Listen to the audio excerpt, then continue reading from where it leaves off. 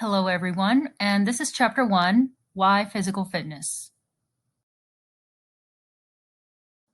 Quick side note before we start lecture, follow along by downloading the chapter outline found in this module. This is a video. Feel free to rewind in case you miss anything, and take notes on the side of the outline. It could help so you can see it, write it, and then you can see exactly what I'm saying via this outline. For this chapter, the objectives are understand the health and fitness consequences of physical inactivity, identify major health problems in the U.S. We're going to learn how to monitor daily physical activity and learn physical activity guidelines for Americans and the difference between physical activity and exercise. We are also going to define physical fitness and list some components of health-related and skill-related fitness, differentiate health fitness standards and physical fitness standards, point out the benefits and significance of participating in Lifetime Exercise Program, and list national health objectives for the year 2020. And last, but certainly not least, determine if you can safely initiate an exercise program and learn to assess reading heart rate and blood pressure. And if I can remember from last semester, a lot of people really have never taken their blood pressure unless they were sick. So hopefully that's something we can learn in this chapter. There's some more people participating in organized fitness and wellness programs due to the widespread interest in health and preventative medicine over the last 4 decades. 70s fitness fad had become part of the North American way of life. Scientific evidence linked regular physical activity and positive lifestyle habits to better health, longevity, quality of life, and total well-being. Research findings have shown that physical inactivity and a negative lifestyle seriously threaten health and hasten the deterioration rate of the human body. The human organism needs movement and activity to grow, develop, and maintain health. Technological advances have almost completely eliminated the necessity for physical exertion in daily life. Physical inactivity has been termed sedentary death syndrome and is the second greatest threat to U.S. public health. As life expectancy increased over the last century, the leading causes of death changed. At the beginning of the 20th century, life expectancy for a child born in the United States was only 47 years. Once a major health concern, infectious diseases were largely eliminated through medical breakthroughs. As more North American people started to enjoy the good life, like sedentary living, alcohol, fatty foods, excessive sweets, tobaccos, drugs, we saw a parallel increase in the incidence of chronic diseases. Remember, prevention is the best medicine. Despite a higher life expectancy than in the past, for example, in the U.S., it's 76.3 for men and 81.1 for women, the U.S. still lags behind other countries. This poor life expectancy ranking is surprising given our excellent medical care system. These are some of the factors that affect health and well-being. The average U.S. lifespan might actually decrease as much as 5 years in the coming decades, mainly because of the rapid increase in obesity. About 35.7% of the U.S. population is obese, and many of the current generation might not outlive their parents. Prevention was and remains the best medicine. The U.S. Surgeon General indicated that over 50% of the people who die in this country each year die because of what they do. That means half of the disease is lifestyle related, a fifth is attributed to the environment, a tenth is influenced by the health care the individual receives, and only 16% is related to genetic disorders.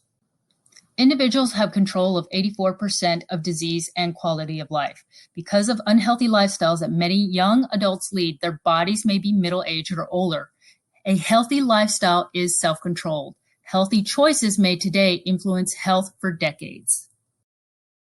So I have a quick question for you to think about. What is the difference between physical activity and exercise? And don't cheat. I'll give you a minute to think about it. But it's kind of on the test, so it's kind of sort of important to know this. So physical activity is bodily movement produced by skeletal muscles. It requires the expenditure of energy and produces progressive health benefits. It's light to moderate intensity. Exercise is a physical activity. It's planned, structured, and it's a repetitive bodily movement to improve or maintain one or more components of physical fitness. This one involves vigorous intensity effort. The U.S. Surgeon General states that poor health due to lack of physical activity is a serious public health problem.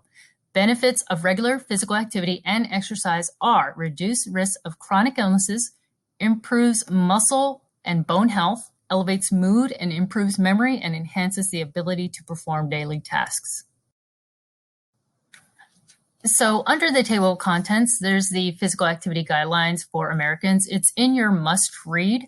And also this chart is a little bit important to know, mostly because of the weekly times where you have 150 minutes all the way to 300.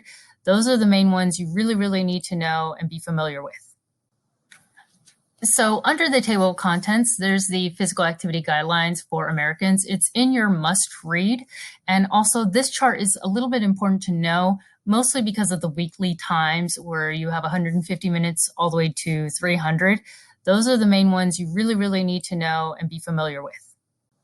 So the Federal Physical Activity Guidelines for Americans is saying the importance of being physically active and its stress for all ages. The recommendations are provided for the following groups, and you can see adults, older adults, children, pregnant, and postpartum women.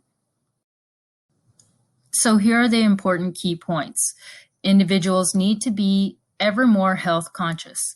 Extending the benefits of good health to all people is crucial to the health of the nation, and a shift towards health promotion and disease prevention will reduce healthcare costs and improve quality of life. So what's a way we can monitor physical daily activity? So one way is a pedometer. We have one on our phone, and we also have one if you wear a smartwatch. And here's a great table where it tells us the adult activity levels based on total number of steps taken per day. So it's a great way to figure out, hey, what category do you fall under? So a general recommendation for adults is 10,000 steps per day. In the United States, men typically take about 6,000 in comparison to women who take about 5,300 steps. So this is the number of steps to walk or jog in a mile based on gender, height, and pace. So here's a sitting disease. On average, people spend about 8 hours per day of their waking time sitting. Time sitting correlates to overall health. Sitting for more than 3 hours per day cuts off 2 years of life. People who spend most of their day sitting have a 50% greater risk of dying prematurely. Excessive sitting is the new smoking. So here are ways to increase non-exercise activity thermogenesis, also known as NEAT. Walk instead of driving short distances. Park farther away from the office. Take a short walk after each meal. Walk faster than usual. Do house cleaning chores. Stand more while working or studying. Stand while talking on the phone. Sit on a stability ball in place of a chair. So there are types of physical fitness which are classified into health-related and skill-related fitness. Health-related fitness is related to the ability to perform activities of daily living without undue fatigue and is conducive to a low-risk, premature, hypokinetic diseases. So health-related fitness components are cardiorespiratory, which are aerobic endurance, muscular fitness, which is muscle strength and endurance, and muscular flexibility, and of course, body composition. So skill-related fitness components consist of agility, balance, coordination, reaction time, speed, and power. It's related primarily to successful sports and motor skill performance. It may not be as crucial to better health. With skill-related fitness, it's needed in athletics and in lifetime sports and activities. It's beneficial for non-athletes as well. It contributes to health-related fitness, it enhances the quality of life, and helps people better cope in emergency situations. Also know the agility, balance, coordination, and reaction time are their components. Genetics play a key role, and skills can be enhanced with practice. Health fitness standard benefits can occur with moderate levels of physical fitness. These benefits can be reaped with moderate physical activity. Improvements in the metabolic profile can be noted despite little or no weight loss or improvement in aerobic capacity. Physiological and metabolic fitness can be attained through an active lifestyle and moderate intensity. For physical fitness standards, they require a more intense exercise program. Physically fit individuals enjoy greater recreational and workplace function. Physical fitness standards exist to indicate an ability to perform vigorous daily tasks. So what are these daily tasks that I speak of? Well, here are some examples: changing a tire, chopping wood, climbing stairs, and playing basketball. Those are just a few. So now we're going to need to know the difference between the health-related fitness and skill-related fitness, those components. So your assignment is going to be list the components and how you would apply them to your activities of daily living. I want you to give me some examples of each. You can use your Powtoons, YouTube, Flipgrid, or TikTok away. Make it nice, neat, short, simple, and to the point. So the benefits of fitness. There are health benefits. You improve personal appearance, makes people feel good about themselves. Active people generally live longer and enjoy a better quality of life. And for a list of immediate benefits, look at Table 1.4, and long-term benefits, look at Table 1.5.